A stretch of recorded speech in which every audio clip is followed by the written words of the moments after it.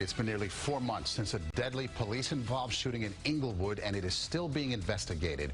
Good evening once again. I'm Maurice Dubois. Welcome back. I'm Jessica Moore. The disturbing police body cam footage shows the man being tased and then killed by police. Tonight, his mother speaking to CBS 2's Christine Sloan, saying instead of reprimanding or punishing the officer who killed her son, the officer is being promoted. I miss him so much. I said, everything I'm doing right now is for you. Merlin Lawrence is demanding justice for her son Bernard Placide, who authorities say was tased by Inglewood police, then shot and killed by Officer Luana Sharp. Body cameras worn by 3 Inglewood officers captured the tragic incident, now under investigation by the New Jersey Attorney General's office. Lawrence tells me it was a mistake to call police for help after her son superficially wounded her hands during a mental health crisis. But I regret it for the rest of my life. I did call them, because they didn't help me, they didn't protect Bernard, they didn't save Bernard.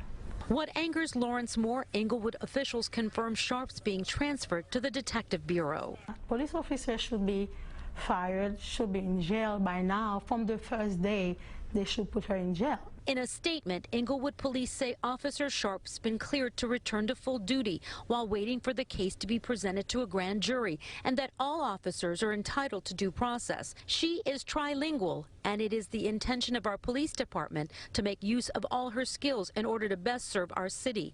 The assignment of the officer as a detective is not a promotion. That's a pay increase, that's an unmarked car, that's a desk job, that's a way of getting promoted to a higher position. Lawrence's attorney claims Placide was holding a knife handle, not a knife, and he never had a chance. Where's the knife? He was convulsing, gestating to the floor, completely defenseless. He didn't know what he was doing. I can see that in his eyes. They don't treat us as the same if he was a white guy. They will treat him better, but because we are black, they treat us like we are nothing. The family, community activists, and others plan on holding a protest at Tuesday night's city council meeting. Placide's mom tells me she'll be going to the podium to demand justice for her son. In Inglewood, New Jersey, Christine Sloan, CBS 2 News.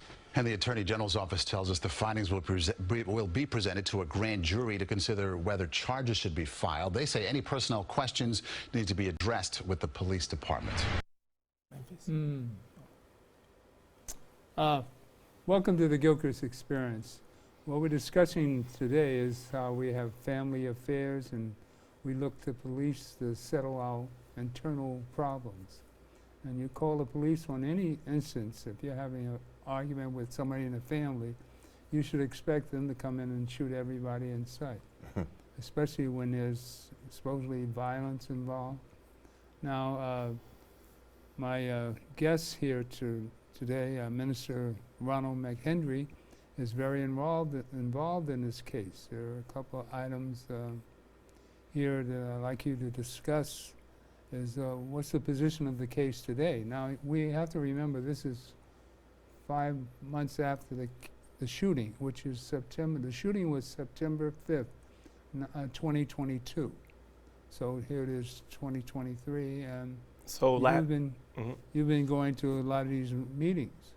Yes, last night actually there was, which was, we're in March 7th, there was a meeting at the council again to discuss where are we with this case.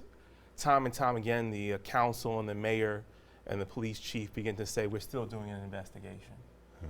And it's been a long time, since September, as you said, right? And there's still no justice for this family. It's so crazy because we continue to hear the words, well, we need to do an investigation. We don't know what the matter is. But we saw in Memphis, 6 cops, right, were arrested, charged after 19 days. Yeah. So in Memphis, they set a new record, right, for these police chiefs to say, oh, we don't know what's going on. Because? Well, because, so part of the problem is qualified immunity, right? We talk about it all the time. No, bring out the color of the cops. So the color of the cops specifically were Latino. She was a female. Her name is Luna Sharp. I was talking about. Oh, you talking about Memphis? Oh, my fault. So yeah. Why they were so immediate in their? Well, that was more. Oh, in their firing. Yeah. So, but you know, Luna Sharp is a female. there are conversations that Luna has some ties to the police chief and a higher bureaucracy. That's why she's not, promoted instead of fired. But, Bernard was tased to the ground. He was helpless. Right. And while he was being tased, she shot him dead cold in cold murder. So it's, I always say it doesn't matter if the perpetrator of the crime is in blue jeans, a blue uniform, if they're male or female, if they're black or white. Right. Wrong is wrong. Mm-hmm. And she killed Bernard in his own home. Well, this is not the first time. We had Romali Graham, we had Mohammed Ba, who was shot to death in Harlem. Romali Graham shot in his home in the Bronx. I examined his body after the shooting. I know the family. I knew them before the incident. There is a problem. When they first came out with the tasers, I said to myself, this is going to be a problem. Because you don't know the physical condition of a person that you're tasing. They could have a heart condition. Beyond an emotional and a mental issue, they could have a heart condition. That taser it's the voltage, not the amperage, but it's the voltage which can throw the rhythm of the heart off and can kill. And tasers have killed people already. Secondly, the body cameras. I did a video about 9 years ago for a site called We Are Change, right in front of the Schomburg. And a young man asked me about the body cameras. I said, well, it only gives you a limited perspective of what is going on. Yeah. You need somebody standing off on the periphery photographing everything. We had that with George Floyd. That young lady, she kept her distance, and she did exactly what she should have done. She didn't interfere, but she chronicled the murder of George Floyd.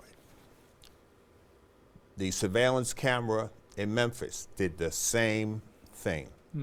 It's not about the cop's body camera. Oh, he tried to grab my gun and this and that. No, and the thing is with a body camera, in close proximity, for instance, you're here and I'm here, I could kick you. The camera's not going to pick that up. I could kick you and you respond by jumping, and then I say, oh, his hands went up, and when his hands went up, that's when I did what I did. So, like they were saying to Tyree Nichols, keep your hands still, keep your hands still. And they shout these things. They'll shout things. It's not happening. Nichols was not grabbing at anybody. He wasn't doing anything to anybody, and they're screaming, oh, let go, this, that, and the other. So when you have an independent observer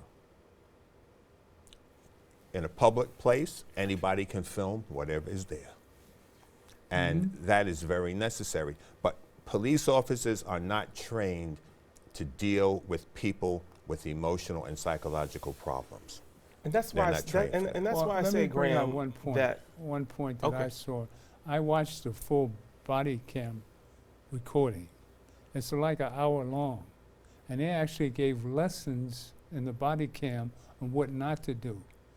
They shouldn't have dragged him out the room the way they did, and this guy goes back over it.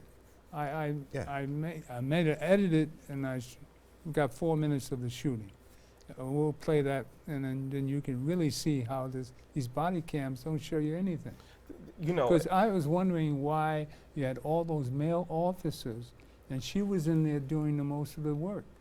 Why was she there? So they did surround Bernard, but before I go into Luna Sharp shooting Bernard, this is why I believe in, and a lot of people don't like this slogan, defunding the police. I believe the slogan would be better to say, take those funds and get people the services they need. That's right. Bernard is not a criminal in this situation. But he is someone who needs help. But he's being treated like a criminal. And part of me is like tug of war, right? Like there's two systems of policing. Usually in a black neighborhood, when someone is deemed crazy, you get treated a certain way. Right. Instead of getting the help you need. Right. And, it almost seems like once white folk are using particular drugs or substances or have a particular illness, it is now a health condition. Right. But if black folk are suffering from it, they're criminals. Right. What it takes me back to is slavery. It's been going on that long. It takes me back to a different form of slavery where first when black folk were enslaved in this country, the condition was that they would say that black folk were nice people. Oh, our enslaved people here in America are nice. But once freedom came, they did they worked very hard to damage our image as if we're devils, so that they can then incarcerate us and then get us to work, right, for free in this new system of slavery. So it's almost, as we continue to say that Black lives matter. Why? Because we continue to see our fellow Black lives get treated this way. Well, what you have to understand, the fear of the white supremacists is that they don't want us to know the history because they know they were wrong. They can't own up to their wrong, just like Trump can't own up to being, having lost the election. When you're white and you feel superior to everybody else, you can't own up to your flaws. So this is the problem. Most ignorant white people were always given the choice of saying, well, at least I'm not black. Poor white people, yes. At least I'm not black. And the Irish were the slave masters, but they were black people to the English. Right. They were the scum. they were the ends to the British. And that's how I got my last name, McHenry. Well, from that whole I've got process. Gilchrist. That's an English name. All right, but these were slave masters. But yet, any of them, even the light-skinned whites, light-skinned blacks. At least I'm not dark like you, because you were dealt with because you weren't part master. This is a problem we had. Just because you're more melanated than me doesn't mean you're more blessed. Come on. Well, that has been an advantage. That has been an advantage because the white man's less fearful of you than of Graham, because he knows you got part of you in him and yourself. Until I open my mouth, that's my experience. But that's something that we have to deal with as black people, because it's always been there, ever since the beginning of slavery. And I bring all this up because of the struggles we're going through today. I'm happy you brought up Black history, right? I just went to a march in Newark with Bernard Placide's mother and aunt around Black history. And, as we were marching through the streets of Newark, I was just thinking to myself, these women came from Haiti for a better life for their family, right? Bernard, she is one of her children, but she has other children. And how the American dream has failed this family. Yeah. What if they were a family from the Ukraine? Do you think they would have got treated this way? Oh, come What if they were from Germany or any other? And it's what if crazy. They're from Harlem? It fails us all the time. No, so it does, but we see that specifically immigrant people that come here and people of color do not get the same treatment. And that's my point. But moreover, this woman is never going to have her son ever again. You know what she tells me when I see her? She says, "You're Bernard." And I look at her and I say, "What do you mean I'm Bernard?" She says, "Same age. You have the same build that he has. He was funny like you, he's smart like you, and he's a protector. They didn't have to take my son from me. He had an episode like any of us could have on any given day." She says Bernard usually breaks up the fights in the family. What was the argument? The argument about what? The step between the stepfather, the mother, and so there was Bernard. an incident of where the situation had got out of control. So they wanted to de-escalate Bernard, and so they called the police in, right, and hoping that he would be de-escalated. The situation, no matter how you paint it, was does not, a 911 call in a black community, in a black household, does not give any police officer the right to be judge, jury, and executioner at that moment. Do you think if she had been a Native American, she would have thought about that before she called the cops? I believe that people who come here from other countries, and this is my belief because of dealing with different black folk, they come here for the American dream and they say, we're not those folk. We're not those black people in Harlem. That's what they're taught. We're not those brown people from Puerto Rico or Dominican Republic, right? That's right. And so until they have the experience like, oh, we are treated the same. And so I was marching with them for, to save Black history, specifically in Newark. And we know that Black history, even though in some states they're trying to get rid of it, there are many states that maybe haven't proclaimed they're not, against the teaching of slavery, but they don't really teach about Black history in the schools. Most schools you go to in Brooklyn don't teach Black history. And so. But you're a teacher yourself. So I'm a teacher, I'm a science teacher, I'm an educator for about 10 years now. And I teach living environment, and I teach anatomy and physiology. And I do my best to intertwine and decolonize the curriculum by telling our story. Okay. Every subject should be decolonized, but the problem is if you don't know your story, how do you tell it? You can't teach what you don't know. And so when I speak to the history teacher, they don't know what I know. When I talk to, the English teacher comes to talk to me about what can we do, right? Because again, the history is something that's almost hidden into the shadows. But I was asking myself along this march in New Jersey, were these women activists before this? Right? Right? Was the Lawrence family, right? Because Bernard's family is the Lawrence family. What were they before this? Right? They were just ordinary citizens. They come from Haiti. And they come from Haiti. But now they're full-fledged activists because they want justice for the killing of Bernard. And my heart goes out to her because I can never fathom having a family and then my own child being murdered in my own home. They would have to lock me up or kill me. Oh, wow. Right?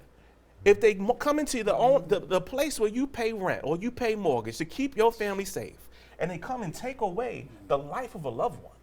You know, the officer's job is to de-escalate the situation, not to enhance the situation. And they're taught, they call it verbal judo. You don't shout, you don't scream, you talk calmly. So you come in. May I have a seat? May I sit down? What's going on? What happened?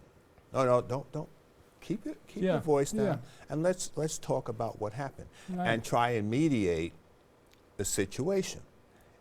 A lot of cops think that they have to be in control of a situation. Your job is not to be in control of a situation. Your job is to bring a resolution to the situation. And the exercise of power, they said this woman speaks 3 languages. So what?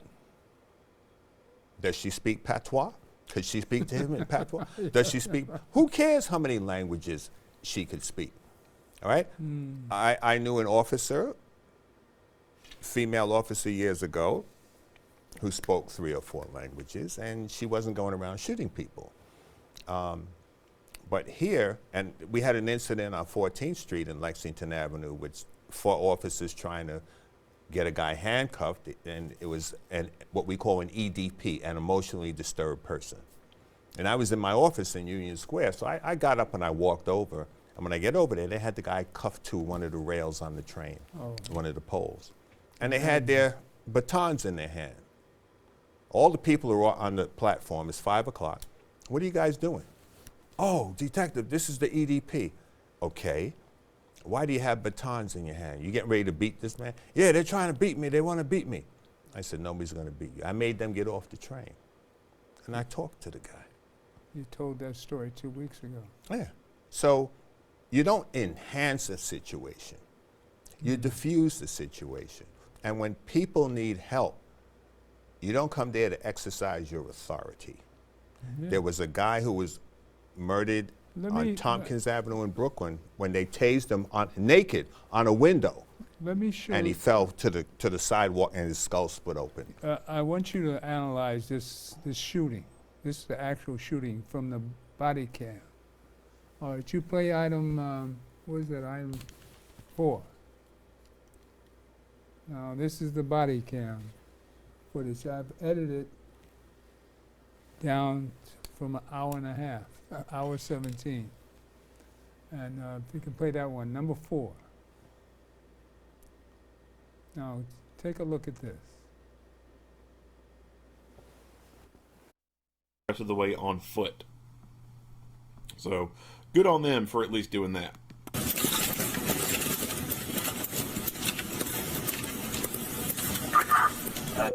out.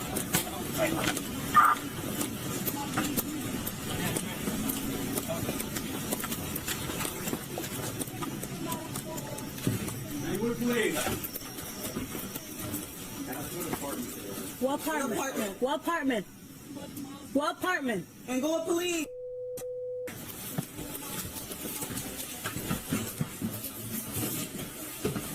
Hayward Police.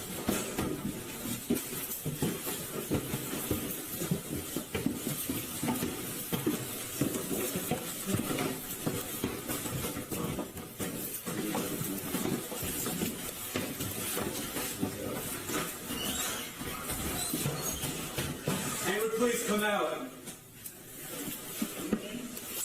Englewood Police, we have our guns drawn. Come out.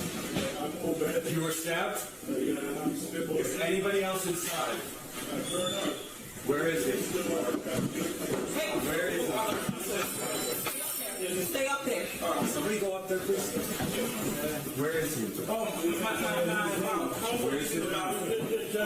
Where is he at? He's in his room. His room, second door, stairs. His room, second door. Come on, with your hands up. Where were you stabbed at? In your stomach? Second door. Try to get a med kit. Hayward Police, come out. Go police.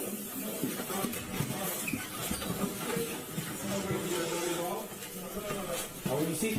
How old is he? How old? Come on now! Put your fucking hands up. Put your hands up now or you're gonna get shot. Put your hands up. Put your hands up. Put your hands out, you're gonna get shot. I'm not kidding. Hands up now. Drop the knife. Drop it. Drop it. Drop him now. I can't see his hands. You need to drop the knife. Drop the knife. Drop it. Taser. Drop it. Taser. No, he's always safe. Taser. Go. Take the knife. Drop it. Drop the knife. Get back or I'm gonna shoot. You got it with a second. Drop it. Drop it.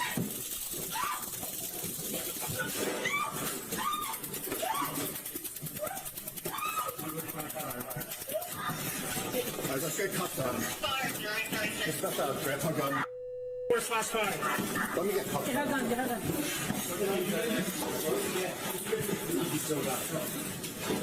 Still got it? That's right, I got a cuff on. Correct.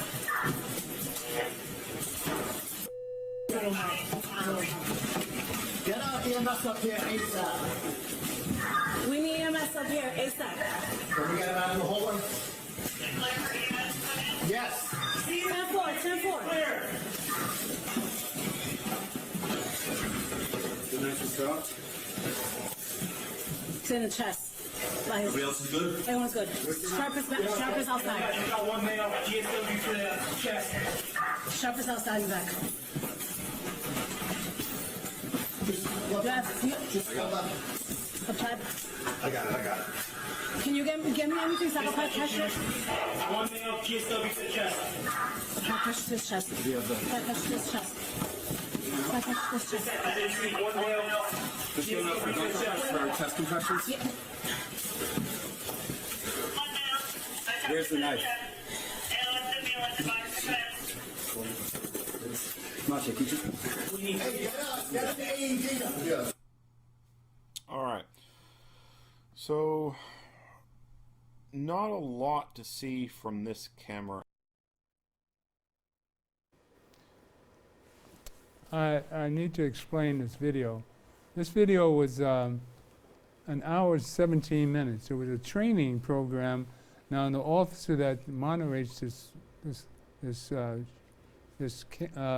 video was telling officers the proper way to handle all this.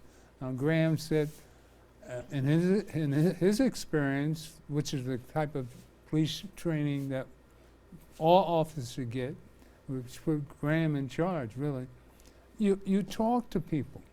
You don't Now they're responding to a man with a knife, and they come in there with how many officers were there? Yeah, but so I just want to bring it back. Englewood, New Jersey police are notorious for being racists and for their police brutality. Okay. Right now, activists are fighting in Jersey specifically for a community police review board. Okay. Because we have one here in New York, but they don't want to have one out. There is no police accountability. That's how Luna is able to, as Bernard is being tased to the floor, because we could see him being tased from outside the door, she then jumps on top of him and shoots him in the chest. So we didn't hear the... So no, but that's what happened, right? We didn't hear the shot. But we understand she was leaving because she shot him dead. The shot was muffled in the recording. Yes, in the recording. So the recording has been tampered with. Did you hear the shot? Yeah, of course. I heard the pow. Did you hear the pow? Yeah. I missed it, but it's a very faint. They did something with that recording. Okay. Because when you fire a weapon in a closed room. Yeah, it should be loud as hell. Loud, very loud, definitely. So I was at a range a few weeks ago, and I took my headset off, you know, because when you're in a shooting, you're not wearing a headset. So if that noise is so traumatizing to you, but the fact is that when you're in a shooting, you're not wearing headsets. That loud noise is going to be ringing. So she was holding her ear or something? When she came out of... I missed that part. So, but the thing is, he cannot, if they're telling him to drop the knife, first of all, the guy is in the room. Bernard is in the room. They're outside the room, right? Everybody has a gun in their hand pointing it. The guy poses no threat. He's not right up on you. And you saw that room was a mess. He's over there, you're over here. Put down, talk to him, all right? Bernard, what's going on? I want you to put the knife down and keep talking to him. But they had two guns aimed on him, and they go in the room. Give it time to settle down. They didn't do that. Matter of fact, the female officer had her weapon in her hand outside the house. She walked in, she walked up the stairs and walked in the house with the weapon in her hand, all right? Bad move, especially behind another officer, because if you discharge accidentally, who's gonna get shot? The officer in front of you. She never should have had her weapon out, never. And yes, you're going into an edifice, you don't know the layout of the house. Right. The hallways, the staircases. We had an incident in Harlem. We were at a shooting, and I see a guy standing, like where that camera is. And he's standing. We come back through, he's still standing there. He has his hands behind his back. I said, hey man, let me see your hands. He doesn't move. I said, let me see your hands. He doesn't move. I draw. Let me see your hands. His hands come down. He had a .357 Magnum in his hand. The sergeant and another officer, I said, nobody moves. I got it. The hammer was cocked on the gun. I walked over to the guy. I took the weapon, dropped the hammer, and cuffed him. Myself, another brother, and a white sergeant. The sergeant said, that was nice and smooth. No shots were fired, and the guy had a loaded .357 Magnum with a 6-inch barrel that was stolen from the home of a New York State trooper upstate. I don't know how it wound up in his hands. But it is a matter of bringing down the tension. De-escalating, yes. Now, he cannot drop the knife. She's tasing him, because they said taser, taser. Goes in with the taser. He can't let go of a knife. Your muscles do not function when you're being tased. You can't do this. You have no control over your body. The only thing you're going to do is collapse. So what's her justifications for shooting him? Here's another thing. The guy posed no threat because he didn't come towards them. He stayed in his room. He's in his domicile, right? They went into the room. There was nothing that required them Nobody's life was in danger. There were no hostages, nothing. He's contained in a room, you're in the hall. As long as we have that scenario, we can wait it out and we can talk. I saw Inspector Juanita Holmes in the 8-1 precinct about 10 years ago with a hostage situation on Halsey Street. Emergency service, everybody, ambulances, and the guy was holding his brother at knife point. Inspector Holmes said, I want everybody off the block. Leave the ambulance, I want everybody off the block. And she talked that situation down, where the guy walked out of the house with her and they put him in the ambulance. You know, Graham, we've seen this example, an extreme example of this, recently in Buffalo, New York, where a white supremacist walks into a supermarket with the intentions of massacring whoever he sees as black. Doesn't even live in Buffalo, New York. Travels all over, and then he was going to go to Hempstead, right? He had a whole map out, but as soon as he goes there, he lets loose, right? He has a bulletproof vest. He has a military-grade weapon. And then the police come. And you would think they would jump on him and tase him, possibly shoot him because he just massacred a group of people who were just shopping on us on the weekend. And it's so crazy to me that we saw them de-escalate this white supremacist who is not even from the community, put handcuffs on him. And he was able to go to trial. I don't know what training Luna Sharp had or has, or any of these cops, to deal with a situation like this, because she walked in, as you said, into the house with the gun.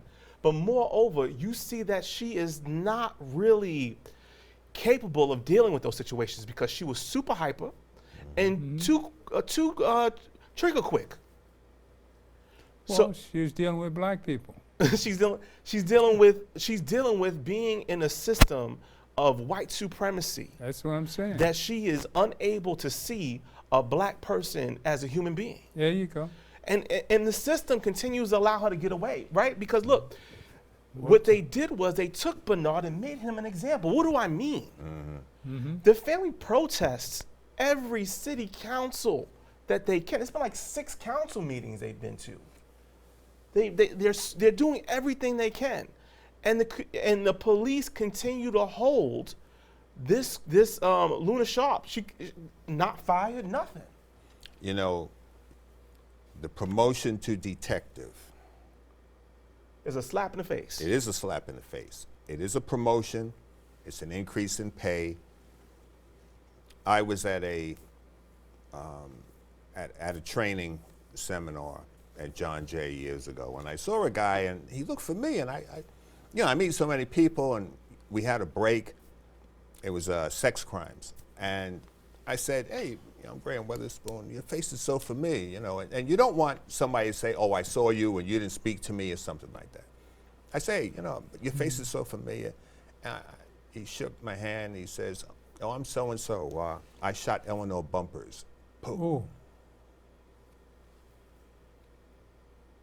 They promoted the guy to detective that murdered Eleanor Bumpers. They promoted the guy that murdered Amadou Diallo to sergeant. So that's the message that is continued to be sown over and cycle.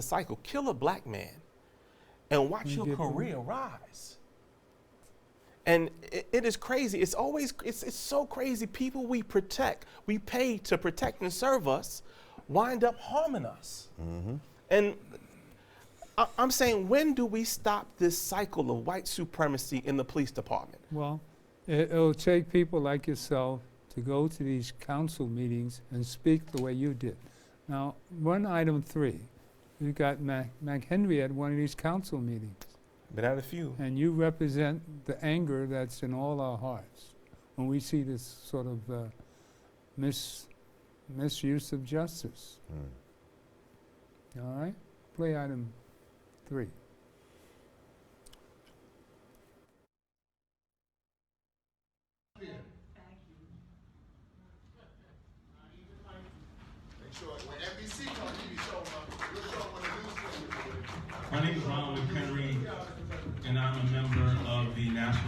network Could you, I'm sorry. in the tradition of Dr. King, No, could you just give me your name? Ron McHenry. And it bugs me to hear folks talk about Dr. King and his name and what he stood for, but not be it in action. Hypocrisy. Dr. King, if he were here, would not be saying sorry to a mother who lost her child in cold blood. He would not be standing on that side of the microphone. He would be on this side marching with us and walking with us. For 3 meetings we've come here, and we have received disrespect. Today is the first time I've ever heard sorry. So, I just have a question. For those who are not just sorry for the Placide family, but want to see this cop arrested, please stand up. If you want to see this cop indicted for what they did, please stand up. Let's not talk about Dr. King. If you want to see this cop indicted, let me see. Let's stand up. I don't see any of you standing up. So what are you sorry for? That's hypocrisy. You are not saying, don't tell me you're about Dr. King, and you can't stand up for what he stood for. Yep. Oh, come on. Cross that off the Then you say to us, wait a minute. He died in September. How long do we wait for justice? How long? How long do we listen to your hypocrisy? We are not saying that we hate policing. We are saying that we hate that you treat one group of people different when it comes to policing than others. We're tired and we hate this double standard that you put. What am I talking about? When a white man massacres a people in Buffalo, he is restrained, arrested. No one treats him as the judge and jury and shoots him in cold murder. Every time a white man commits an atrocity and a massacre, he's arrested in this country. A 911 call in the black community does not give you the right to be judge, jury, and executioner. We want Luna arrested for injustice. Stop playing with this. We want her arrested. Don't tell me about Dr. King, and you don't do what he did. You don't walk in his steps. You were not here on this side of the microphone. Come on. Don't tell us you're sorry. Do what is right. Tell us you're sorry with your legs and not with your mouth. Thank you. Not the hypocrisy. We are asking for the police Luna officer to be indicted. Thank you. Not promoted. Indicted, not promoted.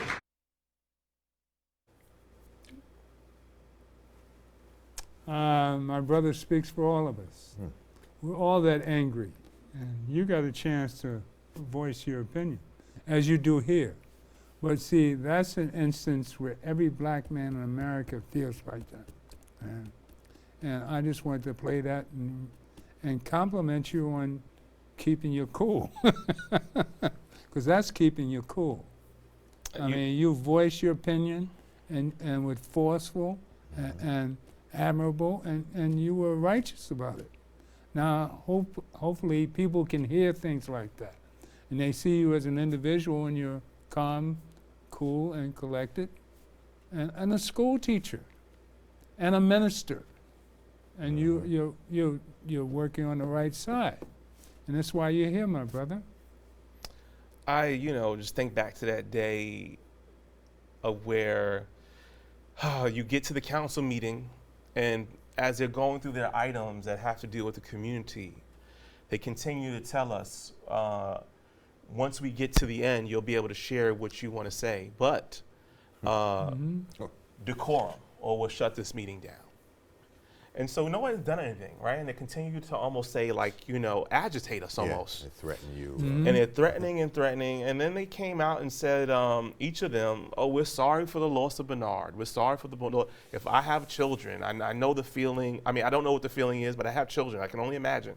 And each of them went down. And, that was the build up to Dr. King Day. And they started talking about what they were going to do and what they did. And, Dr. King, and it just, I wasn't even planning on speaking, right? Like it just really irritated me because they were speaking in circles and giving us lip service instead of actually collectively doing something and putting their foot down. Right. But they kept protecting this police officer by saying, oh, it's an investigation and we don't know anything, but we feel sorry. Who's the district attorney in that county? I don't know the district attorney by name. However, the police chief was there and the mayor was there, and it was just a lot of just lip service. And I was standing with the mother in the back, and she kept hugging me. And wow. You know, her whole family's there. She's grabbing, and she's like, can you go up and say something? Okay. And you know, so there are all speaking these, for them. you know, activists. There was not alone. I'm not the only person that spoke. Well, she tell spoke. us how you, what you represent to this family. Well, I mean, you know, just for that moment, I prayed, right? And I reminded God at that moment that, you know, he says that when you're before kings and judges, you know, that the Holy Spirit will give you the words to say. And I wanted to be cool, calm, and collective. Like, you know, like my heroes like Malcolm X and Dr. King. Yeah. But I was just, you know, my emotions began to build up because they kept saying, Dr. King, Dr. King, Dr. King. And I'm like, I'm tired of white racists painting Dr. King in a way that he is not. Right, right. Right? Dr. King would not be okay with a police officer running into a home of Haitian immigrants and killing their son. You know, people who are paid again to protect and serve us, doing us harm and killing us. And you know, enough's enough.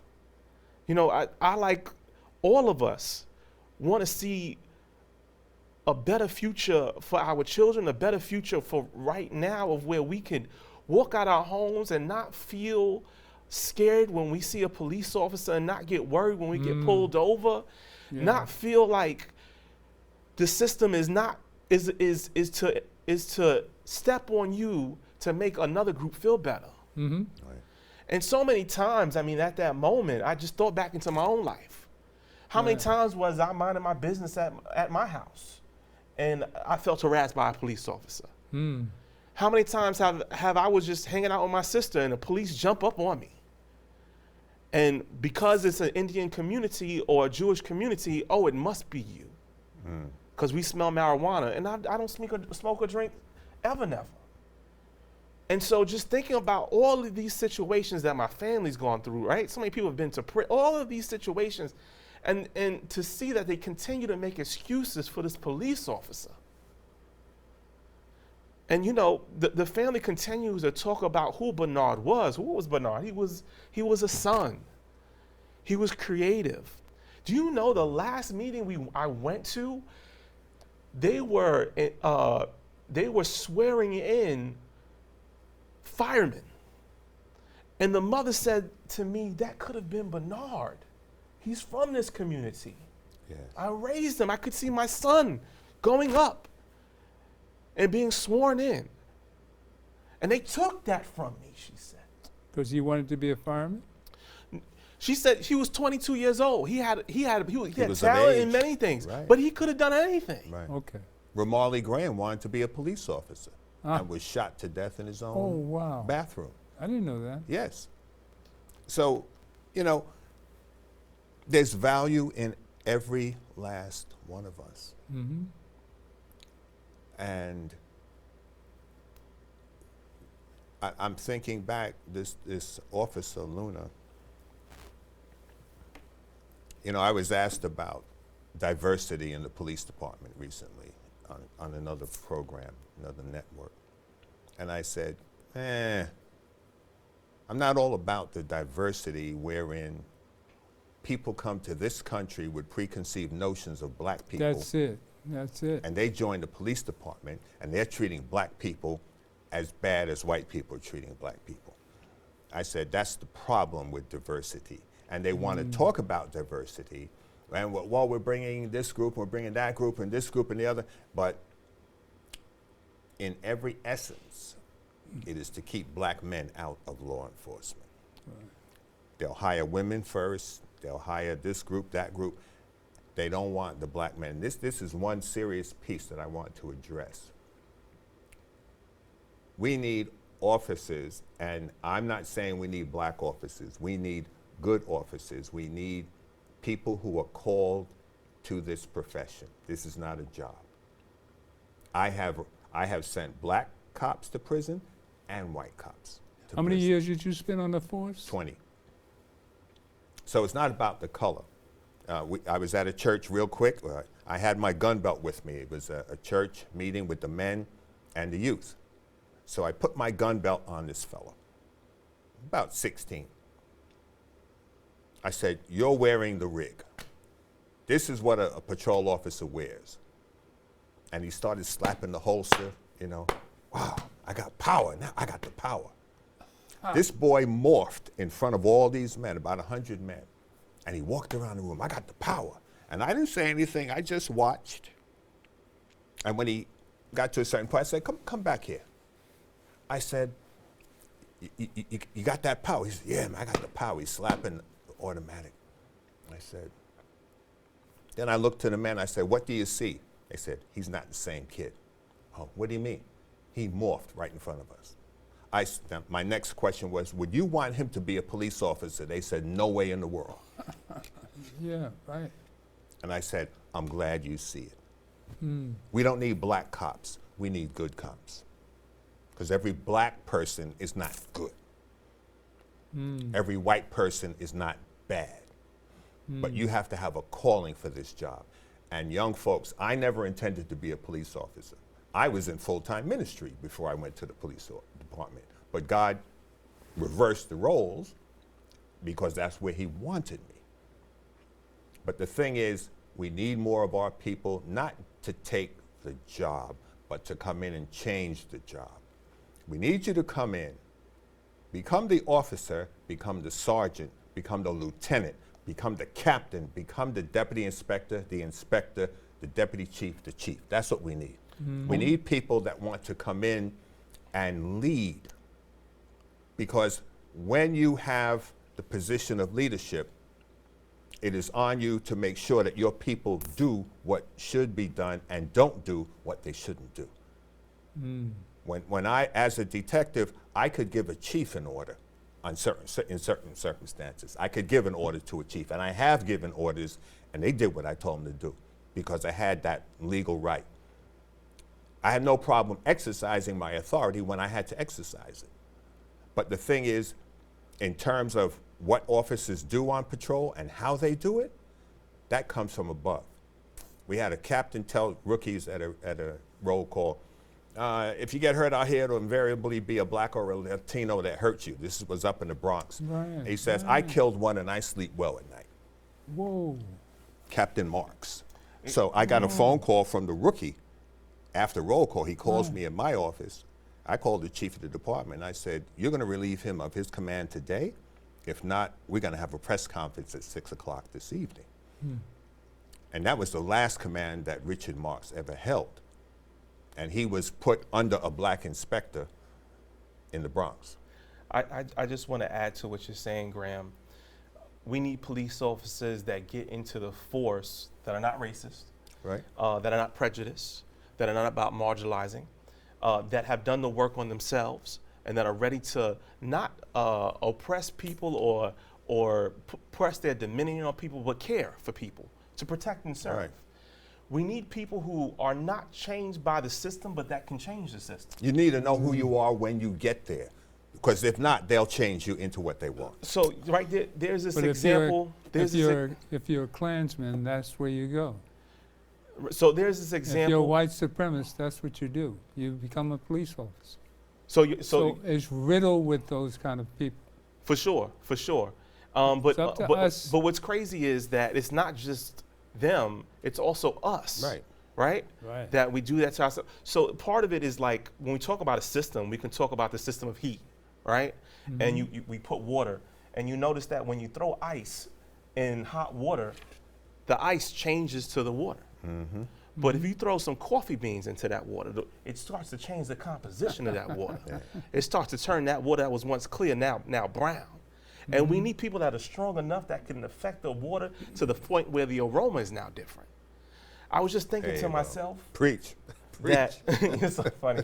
I was just thinking to myself that the system needs to change, right? Because it was built on catching slaves, right? It's a slave catching system. And it's built in doing what it's been built to do. It's just in a different generation, and it looks the way it looks because of the time, but it's still a system of mass slavery. Of course it is. And so I was thinking about the story of Moses. Just came to me. That see, that's why they don't want to teach black history, because they teach the history of white supremacy, and that's threatening to them. Their superiority dwindles when you hear what's happened in the past. So that's what we have to remember. And see, you're inspiring to us old folks, because you're a young man. Okay. You're a young man, and you have the wisdom of our experience. And that's what's because you guys are pouring into me. You pouring into me. You're telling me your story, so I, I'm able to understand. You've got your story too. Well, so I know and that this is most important, that people of your age understand this. That's why it's so important for you to understand the history. So more so than most young people your age, I know.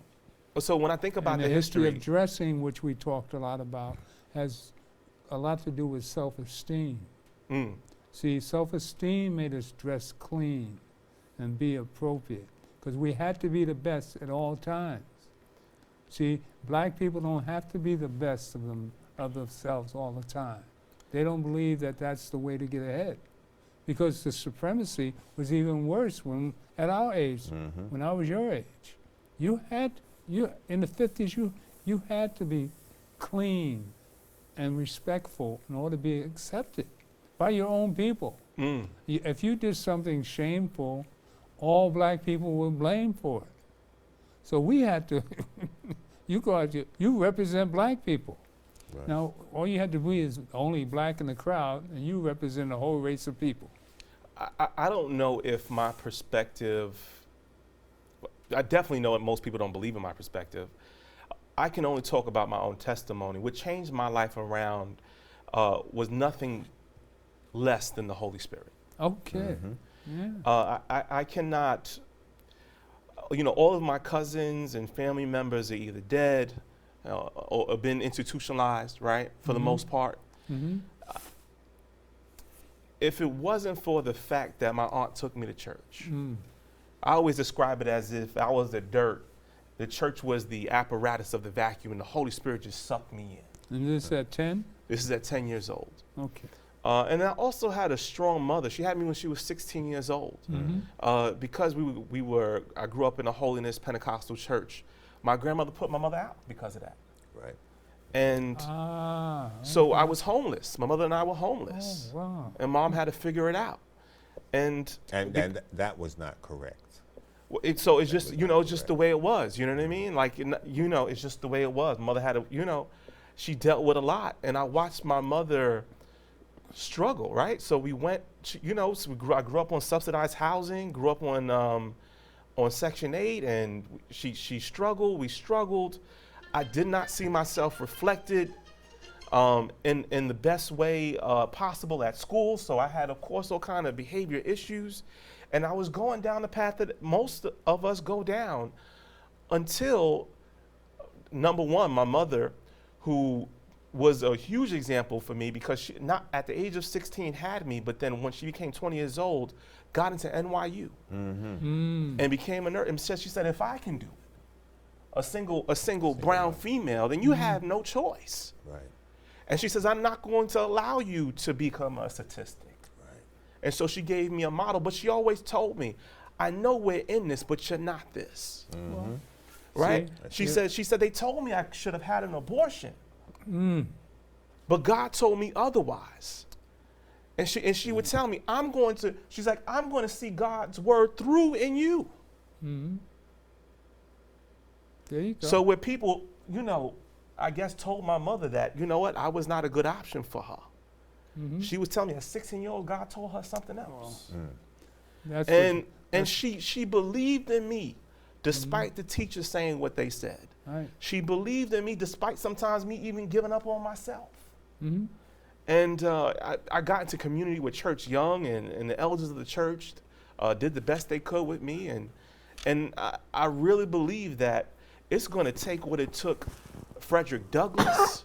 It's going to take what it took Harriet Tubman, which was the power of the Holy Ghost, to get us through the era of their time and the era of this time. And I always go back to Scripture because it's because of Scripture that we were able to get out of slavery. Right. It's because of Scripture that we're going to get out of this dilemma. That's it. Moses, was talking about Moses. Moses had to come to a crossroads in his life. Was he going to become part of the dominant culture, or was he going to embrace his culture? Yep. And one day he sees an Egyptian, a police officer, beating down on a slave, on a person of color. Well, everybody was people of color. They were all of color. All people of color. But beating down on the low class of the country. And Moses, at that time, had to decide, well, am I the police officer? Or am I the person that's getting beat down? And he chose to be and grab to his heritage and to say, well, okay, I am what my mother is, right? Even though I grew up in that palace, even though I'm the grandson of Pharaoh, I'm first God's child. I am somebody. And he stopped that police officer from beating down that Hebrew to the point where he killed that police officer and buried him in sand and had to flee to Midian. And God, 40 years later, dealt with Moses to bring him back as a deliverer. Because he first had to break the mind frame of, is he part of the dominant culture that's oppressing people? Or is he going to be one of God's people? Moses never got to the promised land because he killed that. No, that's not why. That is not why. I always thought it was. No, he struck the rock. No, his pride. He was symbolic of Christ, the rock. He struck the rock to get the water. And then water is representing the Holy Spirit. Oh, wow. The interpretation I was always taught is, we've got 30 seconds 30 left. seconds. Okay, the God in me loves the God in you. Exactly my sentiment. This has been an experience, a Gilchrist experience. And we bring to you the joy of God and the loving spirit of God. God is love. And with that, we say, the God in me loves the God in you. And stay tuned for more of the Gilchrist experience. Peace. Yes. All right. Love. I got to show you. Oh, give me your. I need to get your got number my and your number.